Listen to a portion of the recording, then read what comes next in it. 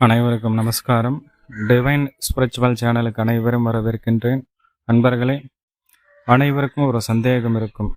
அதாச்சும் நம்ம வீட்டில் வெத்தலை செடியை வச்சு நம்ம வளர்க்கலாமா, வெத்தலை கொடியை வளர்க்கலாமா, இதை நிறைய பேர் எங்கிட்ட கேட்டிருக்காங்க.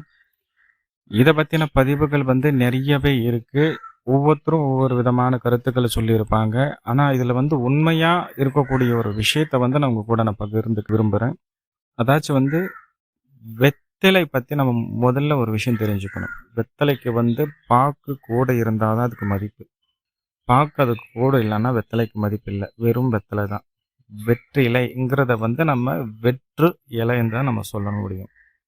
அதுபோல் வெறும் வெத்தலை கொடியை நம்ம வீட்டில் வளர்க்கும் போது அங்கே என்ன ஆகும்னா, நிறைய பேர் நினச்சிட்டு இருக்காங்க வெத்தலை வளர்த்தாக்கா நம்ம வீட்டில் செல்வம் வந்துடும்னு.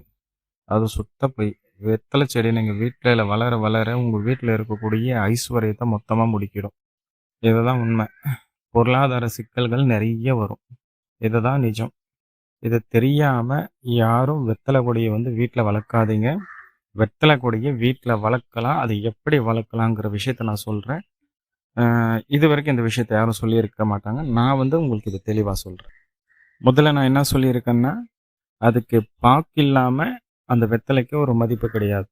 அப்போது நம்ம வீட்டில் ஒரு பாக்கு மரம் இருக்குதுன்னா அந்த பாக்கு மரத்தை ஒட்டி நம்ம ஒரு வெத்தலை கொடியை வச்சு வளர்த்தோம்னா அந்த பாக்கு மரத்தில் இந்த வெத்தலை கொடி பின்னி வளர வளர வளர என்ன ஆகும்னா உங்களுக்கு ஐஸ்வர்யம் வளரும்.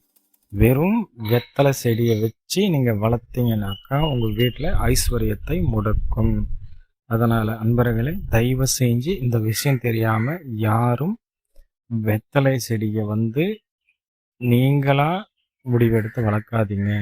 அதில் இருக்கக்கூடிய உண்மைத்தன்மையை நல்லா புரிஞ்சுக்கிட்டு அது சரியான முறையில் நீங்கள் கையாளணும். அதே போல் வெத்தலையை நம்ம பூஜை காரியங்களை பயன்படுத்தும் போது அது எப்படி பயன்படுத்தணுங்கிற விஷயம் கூட தெரிய மாட்டேங்குது நிறைய பேருக்கு. அதில் இருக்கக்கூடிய காம்பை கிள்ளிடணும்.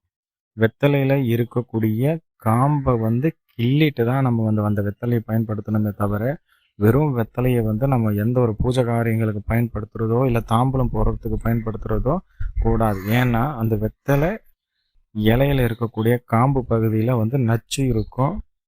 அது ஆன்மீகமாக சொல்ல போனாக்கா அந்த காம்பு பகுதியில் மகாலட்சுமிக்கு மூத்தவள் மூதேவி இருப்பாள். மூத்த தேவின்னு சொல்லுவாங்க. ஆனால் அந்த தேவதை இருக்கக்கூடிய அந்த பகுதியை நம்ம கிள்ளிட்டு தான் பயன்படுத்தணும். அப்படியே நம்ம பயன்படுத்த வேண்டாம். இது போல் நிறைய ஒரு நல்ல தகவல்களை பற்றி தெரிஞ்சுக்கவும் தொடர்ந்து இணைந்திருங்கள். சிவாய நமஹ.